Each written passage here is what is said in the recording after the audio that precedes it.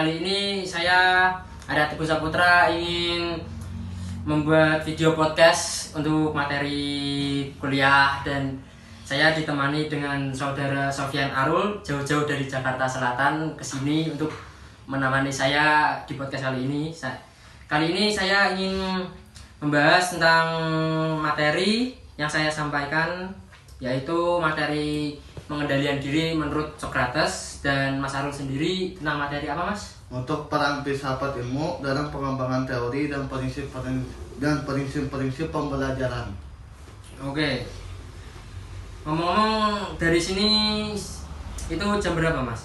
Dari sana maksudnya, Mas. Dari sana ke sini itu jam berapa, Mas, kira-kira? Dari pondok itu dari jam 8. Jam 8 sampai ke sini jam berapa? Sampai ke sini jam setengah 9. Oke, lumayan jauh ya kayaknya. Cuma 30 menit doang berarti. Oh. Gimana cuacanya? Apakah lumayan gimana? Lumayan manteng-manteng atau gimana itu? Antara di Jakarta sama di Salatiga itu kalau di Jakarta itu panas tapi nggak hitam. Kalau di sini panas tapi hitam. Udah gitu kan.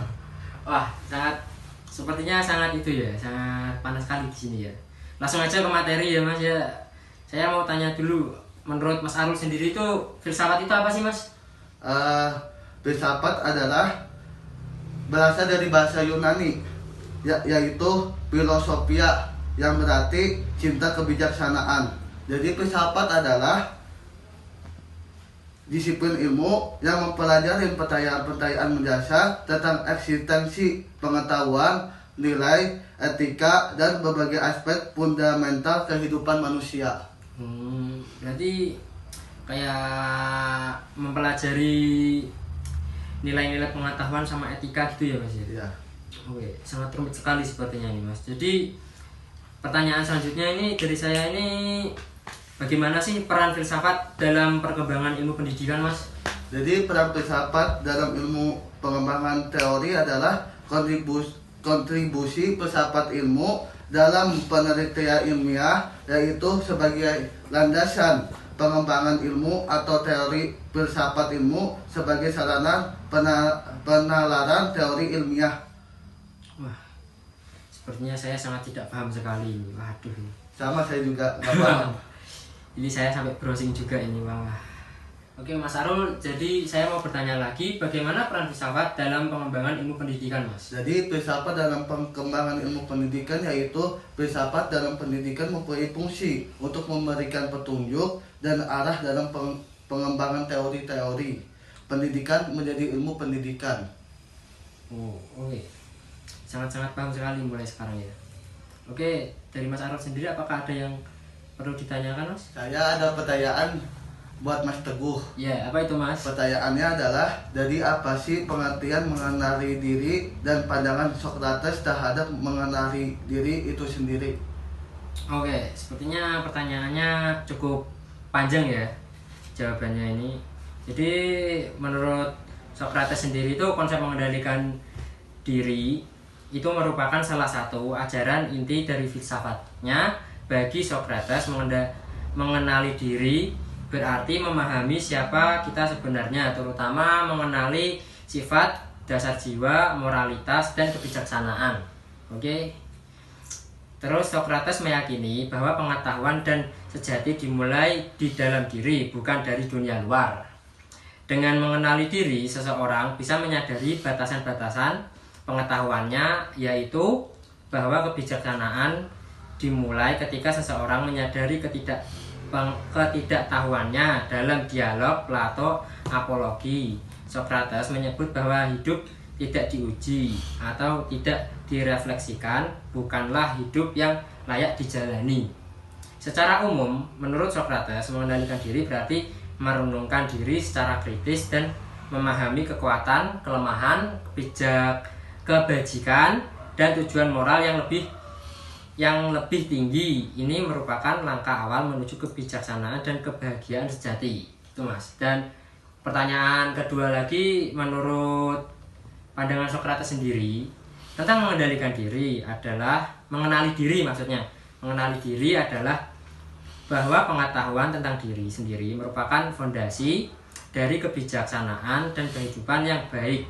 Baginya, seseorang hanya bisa mencapai kebijaksanaan sejati jika ia terlebih dahulu memahami siapa dirinya, apa yang ia ketahui, dan apa yang ia tidak ketahui. Hal ini tercermin dalam salah satu kutipan yang terkenal, yaitu aku tahu bahwa aku tidak tahu, begitu. Dan Socrates meyakini bahwa mengenali diri sendiri berarti menyadari ketidaktahuan kita dan terus mencari pengetahuan melalui dialog dan refleksi diri. Ia juga menekankan bahwa hidup yang tidak diperiksa atau tidak direfleksikan bukanlah hidup yang layak dijalani. Dengan kata lain, seseorang harus terus-menerus meninjau dan mempertanyakan keyakinan, tindakan, motivasinya untuk mencapai kebijaksanaan tersebut. Mengendalikan diri menurut Socrates bukan hanya soal mengetahui aspek-aspek fisik atau kepribadian, melainkan juga memahami moralitas, kebajikan. Ia percaya bahwa dengan mengenali diri seseorang akan lebih mampu mencapai keutamaan moral atau erate dan menjalani kehidupan yang berharga serta bermakna. Begitu Mas jadinya Mas. Apakah sudah jelas atau gimana? Sangat jelas sekali. Oke, sepertinya agak gugup sekali ya Mas ya. Iya. Soalnya terlalu panjang jawabannya. Emang begitu Mas. Untuk mengenali diri itu emang agak sulit sendiri ya. Soalnya kan kita kan gimana ya, kalau bisa mengenali diri kan beda ya. Nggak ada, maksudnya itu nggak bisa minta bantuan orang lain gitu loh. Jadinya kita harus berpikir sendiri gitu kan, gimana caranya kok kita biar bisa begini itu gimana gitu. Jadi ya begitulah intinya. Agak rumit sedikit ya. Saya pun juga rumit dengan hidup saya sendiri Mas. Paham. Oke, apakah ada yang perlu ditanyakan lagi? Berarti nggak ada lagi nih Mas ya? Nggak ada lagi udah.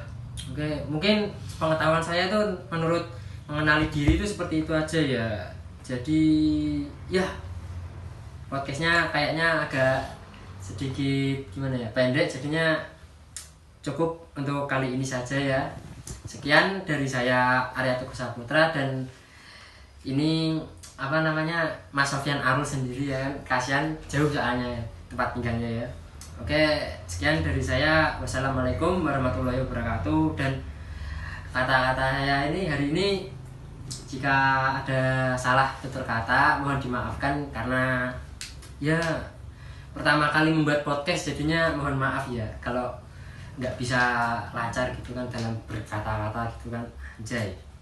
Oke, sekian, terima kasih dari saya, sampai bertemu di lain hari. Oke, dadah.